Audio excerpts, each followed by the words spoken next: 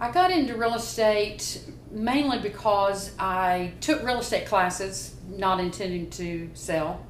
My husband and I were interested in the possibility of beginning to flip homes. And that was in 2006. And if you go back, you realize that was not the time to get into the flipping business. But what I realized in the process is that it was a good combination for the two things that I really like, and that's people and contracts. They don't often mix, but in this case, in real estate, it does. My favorite part of the business is the people. Getting to know people and getting to know their story, what matters to them, why they are in the transition that they're in. Goals are different, so the more I understand that, the more I better able to help them accomplish those things.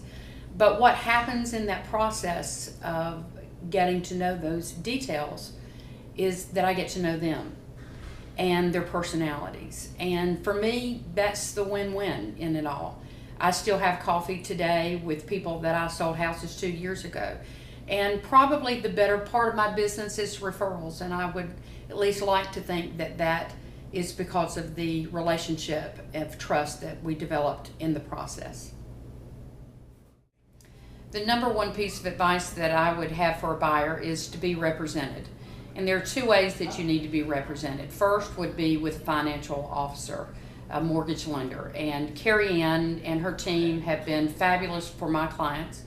I can say that unabashedly because I don't make anything off that, but what they bring to the table and the obstacles that they can help clients overcome to reach their goal has been phenomenal, and the time frame in which they work is wonderful. My clients love them on the backside, so I'm very happy. The other way to be represented is with an agent. A lot of times first home buyers, and I found this years ago when we were looking to purchase our first home, I thought that I had to pay them. And so I wasn't sure how to ask that question. But for a buyer, you don't have to pay. The sellers pay. The sellers pay for you to be represented in the transaction, so why not take advantage of it? Get your own agent. Two pieces of advice that I would give a seller, and that is to be prepared with your home ahead of time. Look at your home critically as a buyer will. Remember, they're going to be picking your home apart. They're not looking at it as the whole. They're going to be going room by room and saying what they like and what they don't like. So be honest with yourself. It'll save you time and money on the negotiation end. The other part is to make your home available. If people can't see your home, they're never going to present an offer on something they cannot see. And if you understand that and you get your family or yourself adjusted to the concept, it may be inconvenient, but we're playing with odds. The more people I get in, the better chance of me getting an offer and a higher offer. Well, something that most people would not know about me is I'm kind of a reality TV junkie. I tend to stay up late at night, and so a lot of times they'll be on there back to back. But I think what captures my attention is the interaction of people. I'll seeing how people respond to one another, and this can sometimes be a good life lesson of how to react in a moment. When I'm not selling real estate, generally I am cooking up something in my kitchen in order to entice people to come over.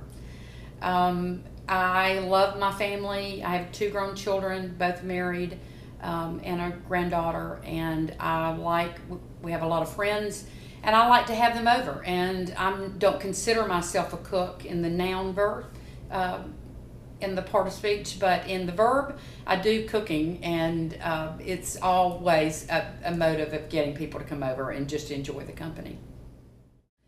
Well, the best way to reach me is generally by phone. Answer my phone pretty quickly, and if you get my voicemail, it's generally because I am with another client and I do respect their time, but I'm quick to call back. So you can reach me at 615-456-4462, or my website you can go to is my first and last name. It's KathrynGrindstaff.com, and on there you can begin your search. You get on the internet midnight and you're curious as to what's out there, go on there, buyer, seller, and it will be a good way to begin the process of knowing where you are in the market.